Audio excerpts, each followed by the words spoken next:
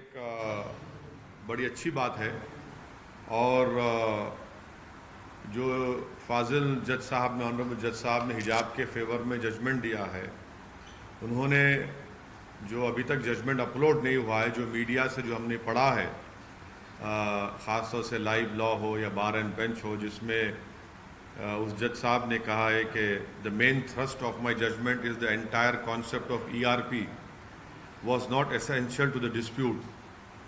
اور انہوں نے کہا ہے کہ کرناٹکا ہائی کورٹ نے دا ہائی کورٹ ٹوک اے رانگ پاتھ.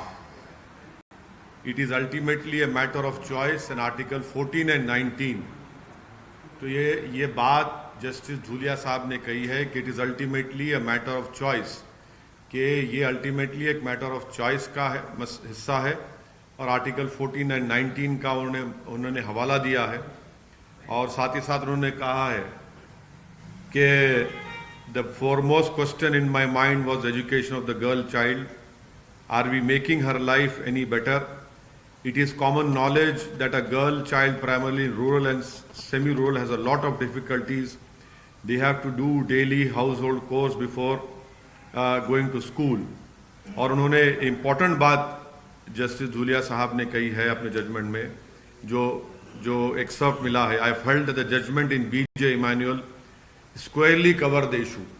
تو اگر آپ جسٹس بی جے ایمانوئل کا ججمنٹ دیکھیں گے، جس میں جسٹس چنپا ریڈی نے اگست 11, 1986 کو یہ کہا تھا کہ suspending students based on their consciously held religious belief violated the constitution. تو ہم تو یہ امید کر رہے تھے کہ آج ریزولوشن ہو جائے گا، مگر ایک سپریم کورٹ کے جج کا ججمنٹ حجاب کے فیور میں آیا ہے.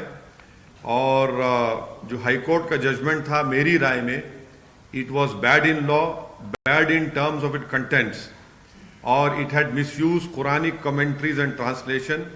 دس has serious ramification, should not have been allowed. یہ جو کرناٹکا کی مسلم لڑکیاں حجاب پہن رہی ہیں، اس لیے پہن رہی ہیں کیونکہ قرآن میں اللہ سبحانہ و تعالیٰ نے ان کو یہ کہا ہے، حکم دیا ہے، اور وہ اس لیے پہن رہی ہیں کہ قرآن میں اللہ نے کہا ہے. تو بی جے پی نے غیر ضروری طور پر اس کو ایک مسئلہ بنایا، اس کو بین کیا، اور خواہ ایک رکس کریٹ کیا گیا ہے. تو یہ میری انیشیل رائے ہے. اب جب ججمنٹ پورا اپلوڈ ہو جائے گا اور جب ہم کو ملے گا تو پڑھ کر اس پر اور تفصیل سے ہم آپ کے سامنے بول سکیں گے.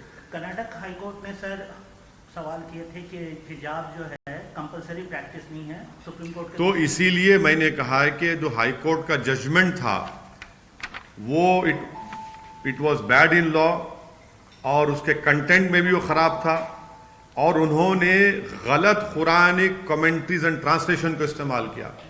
اب قرآن کی ایک آیت ہے لا اکراہ فی الدین، کہ دین میں کوئی زور زبردستی نہیں ہے.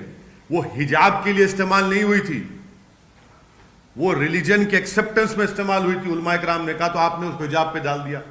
تو اسی لیے ہم نے کہہ رہے ہیں کہ وہ غلط تھا. وہ آنریبل ججز نے وہ غلط مس یوز کیا بلکہ قرآن کمنٹریز اور ٹرانسلیشن کو. اور اس ججمنٹ میں یہ کہا گیا کہ اسکول ایک پریزن ہے، اسکول ایک ملٹری کیمپ ہے، کیسا ہوگا بتائیے. تو اس لیے وہ میری رائے وہ ہے اس کرناٹکا ہائی کورٹ کے 3 ججز بینچ کی. اس میں تو تینوں ججز نے حجاب کو کہا کہ ضرورت نہیں ہے. یہاں پر سپریم کورٹ نے دو آنریبل ججز نے ڈیفر کیا ہے، مگر ایک جج دھولیا صاحب نے حجاب کے فیور میں ججمنٹ دیا ہے.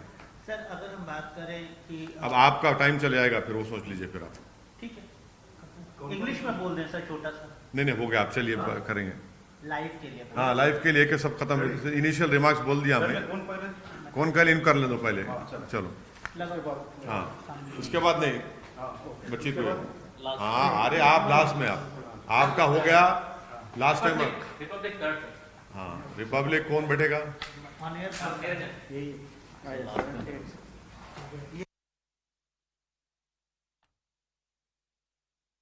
That's the AIMIM chief Asaduddin Owaisi talking about the Supreme Court verdict that has come out, a split verdict that has come out. One of the judges in favor of the hijab ban completely from the school campuses in Karnataka, basically upholding the Karnataka High Court judgment. And the other one, in this case, what Mr. Owaisi has been quoting about is Justice Dhulia, who has gone on to say that one thing is the topmost priority for me, that is the education of the girl child. A girl child in many ways and areas does the household work and chores before going to school, and we are making her life no better by doing this, that is banning the hijab. And that essentially is the argument that Mr. Owaisi also is making, hailing that as the split verdict has come out before this matter reaches the constitutional bench of the court.